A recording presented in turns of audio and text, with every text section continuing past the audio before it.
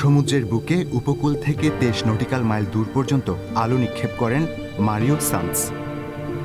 স্পেনের দক্ষিণে আন্দালুসিয়া অঞ্চলে ফারো দে মেসা রালদানের লাইটহাউসে 32 বছর সময় কাটিয়েছেন মারিও।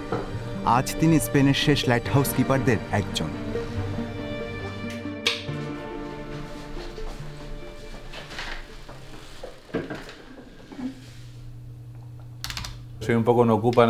কখনো আমার নিজেকে স্বর্গরাজ্যে এক বাড়ির মালিক মনে হয়। ভাবি, এত সুন্দর জায়গায় কাজের সুযোগ সত্যি কি আমার প্রাপ্য? এটা সত্যি এক অসাধারণ প্রাপ্তি।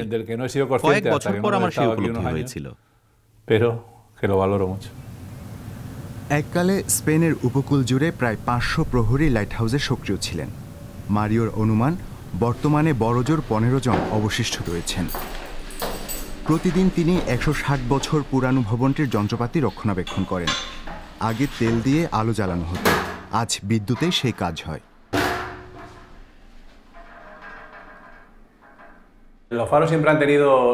লাইট হাউস চিরকাল জাদুময় ছিল। আলো ছায়ার খেলা, অন্ধকারের মধ্যে আলোর ঝলক। শুধু জাহাজই নয়, আমাকেও সেই আলো আকর্ষণ করেছিল। এখান থেকে সবকিছু অন্যরকম দেখায়। আলোক ছটায় বাধা এড়াতে জানালা পরিষ্কার করতে হয়। 63 বছর বয়সী মানুষটার জন্য মাথা ঘোরা উচ্চতায় সেই কাজ রুটিন হয়ে গেছে।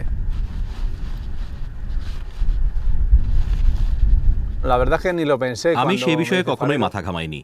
আমাকে ভূমধ্যসাগরের সবচেয়ে উঁচু চালু লাইট হাউসে পাঠানো হয়েছে, যা সমুদ্রপৃষ্ঠ থেকে 222 মিটার উচ্চতায় অবস্থিত। মাথা ঘোরার ব্যামো থাকলে আগেই আমার অসুবিধা হতো।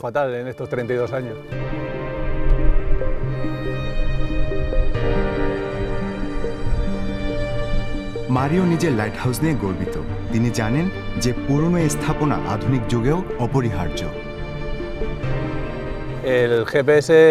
জিপিএস ভালো জিনিস, কিন্তু প্রায় সব জাহাজের ক্যাপ্টেনই বলেন যে তারা সব সময় লাইট হাউসের বাতির দিকে নজর রাখেন।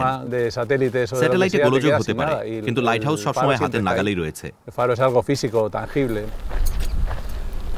মারিও মাদ্রিদ শহরে বড় হয়েছেন, যা সমুদ্র থেকে প্রায় 400 কিলোমিটার দূরে অবস্থিত। সেখানে তার একটা পানশালা ছিল।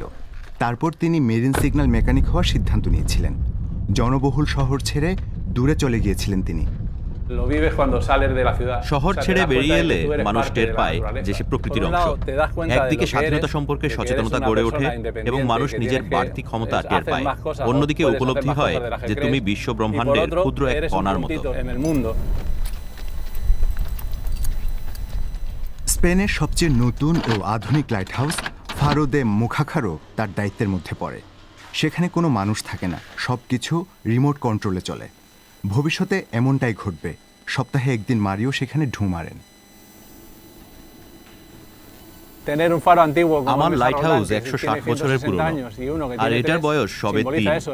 দুটি পরিবর্তনের প্রতীক। অতীতে অনেক মানুষ স্থানীয় পর্যায়ে কাজ করতেন। আজকাল টেলিওয়ার্ক, হোম অফিস বেশি গুরুত্ব পাচ্ছে। লাইট হাউসের ক্ষেত্রেও সেটা ঘটছে। আমার সেটা দুঃখজনক মনে হলেও এটাই অগ্রগতির লক্ষণ। শেষ লাইট হাউসেও রিমোট কন্ট্রোলে চলে যাওয়া শুধু সময়ের অপেক্ষা।